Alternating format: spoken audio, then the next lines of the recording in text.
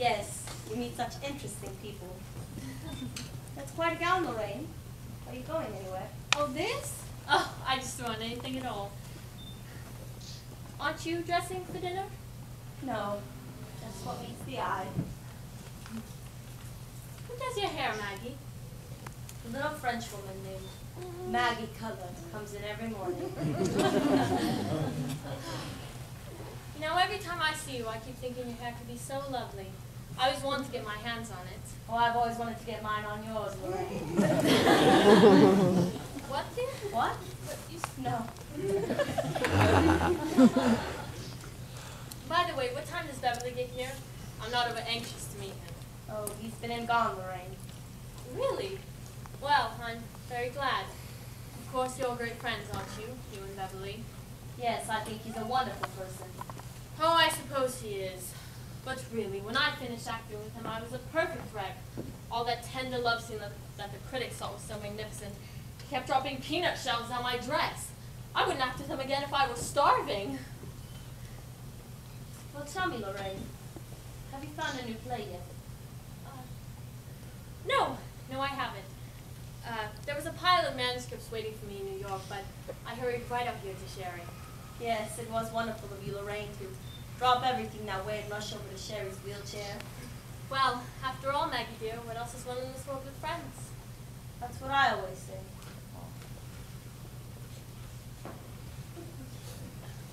How long will Sherry be in there? Not long. Well, did you know that Mr. Jefferson has written quite a good play? The young man that took me to the hotel. Oh, really? No, I didn't. Isn't that interesting? Yes. Isn't it?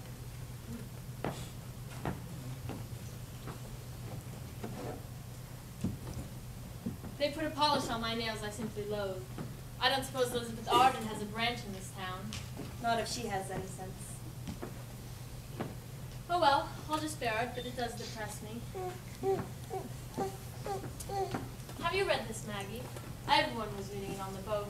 They say you simply can't put it down. Well, I put it down. Right there.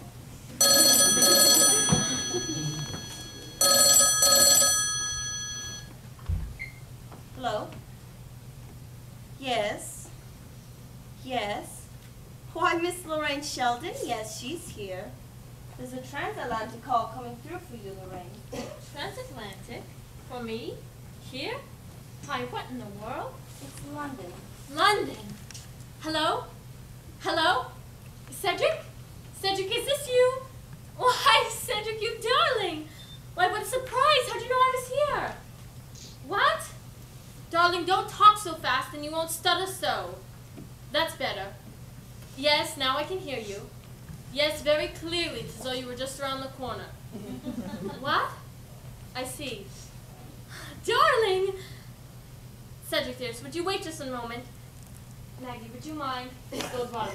A very personal call. Would you mind? Oh, not at all, Lorraine.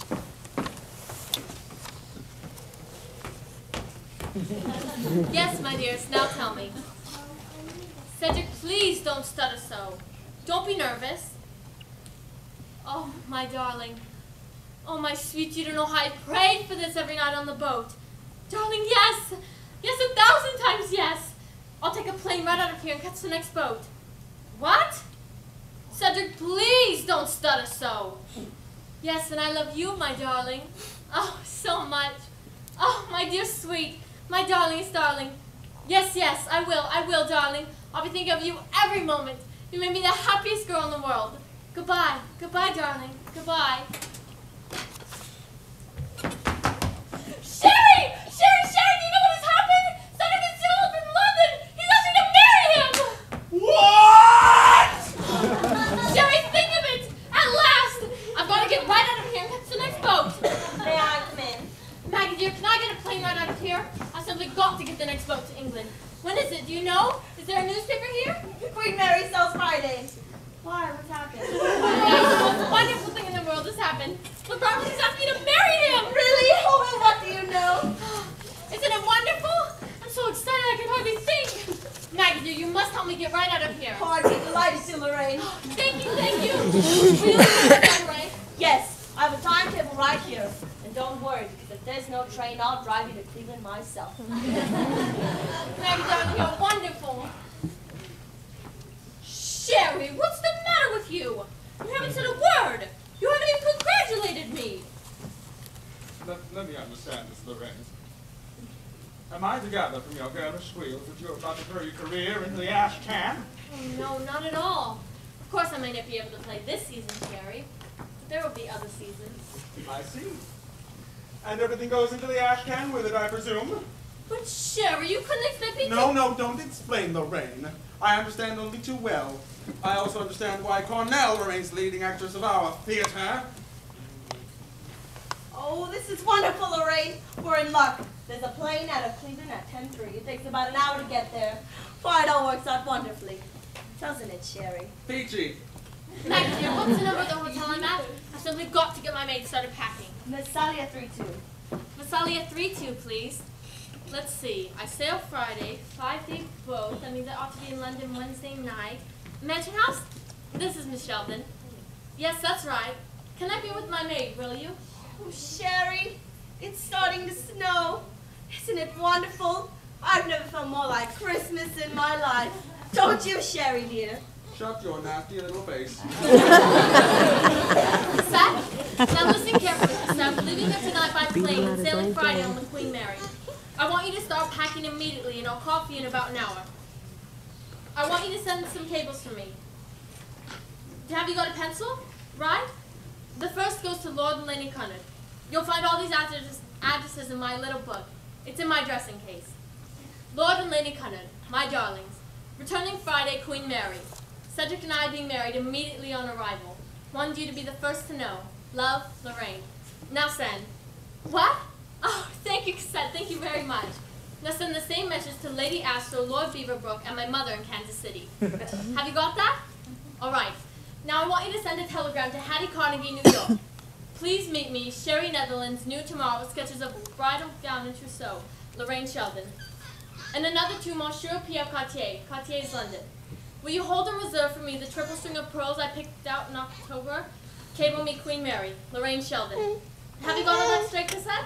That's fine. Now you have to rush, my dear. I'll be at the hotel in about an hour, so be ready. Goodbye.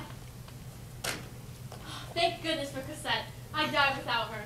She's the most wonderful maid in the world.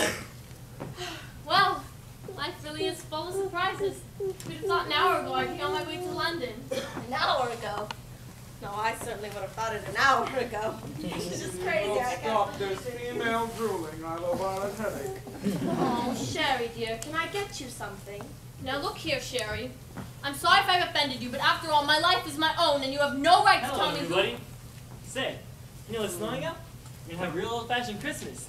Oh, why don't you telephone your scoop to the New York Times? But Miss Sheldon has to catch a plane out of Cleveland. We'll drive her over, you and I. Why, certainly. Sorry you have to go, Miss Sheldon. No bad news, I hope. Oh, on the contrary. Very good news. Wonderful news. Yes, indeed.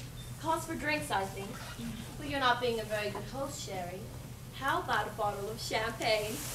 I can do one better. How about I mix your Jefferson special, okay, Mr. Whiteside? Yes. Mix anything, only stop dribbling. Anybody admire my Christmas present yet, Maggie? Oh dear, I forgot. Look, everybody, from Mr. Jefferson to me. Oh, let me see it. Why, it's charming. Oh, it's inscribed, too. To Maggie. Long may she wave, Bert. It's a lovely Christmas present, Maggie. Isn't that sweet, Cherry? Ducky. Well, I told you it was beautiful. Shows you get your favorite coupons. Well, what's going on between you two, anyhow? Maggie, are you hiding something from us? Oh, stop, my head is burning. The Jefferson special will cure anything. By the way, I got a 2-minute delivery with Beverly Brown today at the station. You were right, Mr. Whiteside. He's quite something. Oh, Bert, mix those drinks, will you? On the fire. I couldn't tell what you were saying. But from the face he was making, it looked like a scene from one of his plays. Go ahead, Bert. Mix those drinks. Okay, I couldn't tell what he was saying. He was in a telephone booth most of the time. Oh, for goodness sakes, Bert, would you just mix... Just a moment, Mr. Carlton was in a telephone booth station. Certainly was. I thought he'd never come out. Kept talking and making the damnedest face for about 5 minutes. Mr. Jefferson, I have a feeling I shall love the Beth Jefferson special. You go in there and make me a double one. My headache is gone with the wind. Okay. Philo Vance is now at work.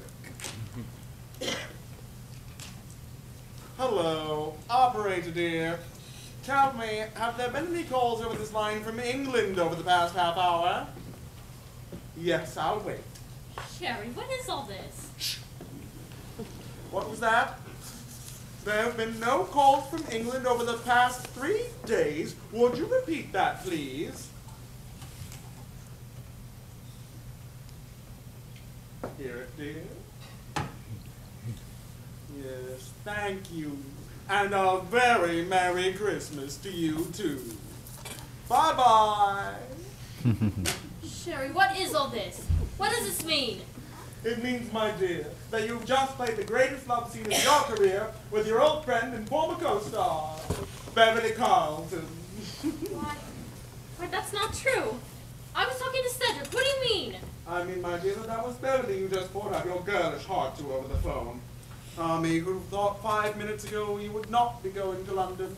Sherry, I want this explained. Explain, my dear. You heard the operator perfectly well. All I can tell you is Beverly was indulging one of his famous bits of mimicry. You've heard him do Lord Barnley before, haven't you? Yes. Yes, of course, but why would he want to do such a thing? Oh, this is one of the most dreadful... Oh my God, those cables, those cables! Give me the hotel, whatever it's called, I want the hotel. I'll pay him off for this if it's the last thing that I... Why, the skunk, the louse, the dirty, rotten... Mansion house? Connect me with my maid. What? S-H-E-L-D-O-N. Put me through to my maid, please! Oh, God, those cables. If only Cassette hasn't... Cassette! Cassette! Did you send those cables? Oh, God. Oh, God, oh God, oh God, oh God. Now listen carefully, Cassette. Oh, God. I want you to send another cable to every one of those people. Tell them somebody's been using my name, and to disregard anything and everything they hear from me. Except this, of course. Don't ask questions, do as you're told. Don't argue with me, you French woman! God damn it, do as you're told! And unpack, we're not going!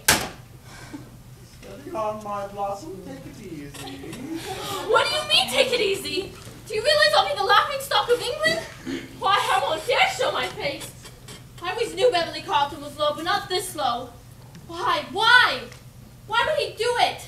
It isn't even funny. Why would he do it? That's what I'd like to know. Why would he do it?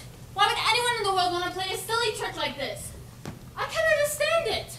Do you, Sherry? Do you, Maggie? You both saw him this afternoon. Why would he walk out of here, go right to a phone booth, and try to ship me over to England on a fool's errand? There must have been some reason. There must have. It doesn't make sense otherwise. Why would Beverly Carlton, or anyone else for that matter, want me to... Oh. Oh. I think I begin to... Of course! Of course, that's it! Of course, that's it! Yes, that's a very charming bracelet Mr. Jefferson gave you, isn't it, Maggie dear? Why, it makes complete sense now. And to think that I nearly... Well, wild horses couldn't get me out of here now, Maggie dear. And if I were you, I'd hang on to that bracelet. There'd be something to remember him by. All right, Vincent, it's almost time. Here's your copy of it. Thank you. How much time? A couple of minutes. Here comes the Jefferson special. Oh, have we time? Oh, I'm sure we have, Mr. Jefferson. I'm not leaving after all. My plans have changed. Really? Well, that's good. And I hear you've written a simply marvelous play, Mr. Jefferson. I want you to read it to me, tonight. Will you? We'll go back to the mansion house right after dinner, and you'll read me your play. Why, I should say so. Maggie, did you hear that?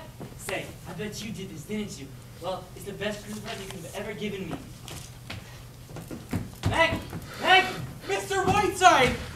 My son has run off with a friend or my daughter's marrying an anarchist! Quiet, please. They say you told him to do it! Quiet. My poor Richard. My poor Richard. This is the most awful. Quiet. Don't tell me to be quiet in my house! No! Get your hands off of me, Mr. Whiteside!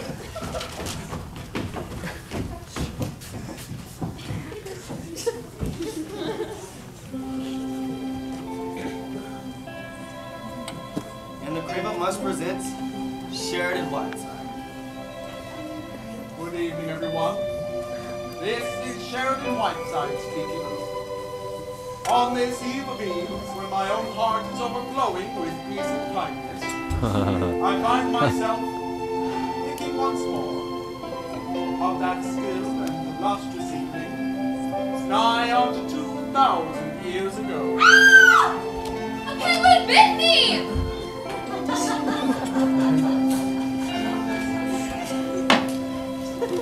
When first the star of Bethlehem was glimpsed in a wondrous sky.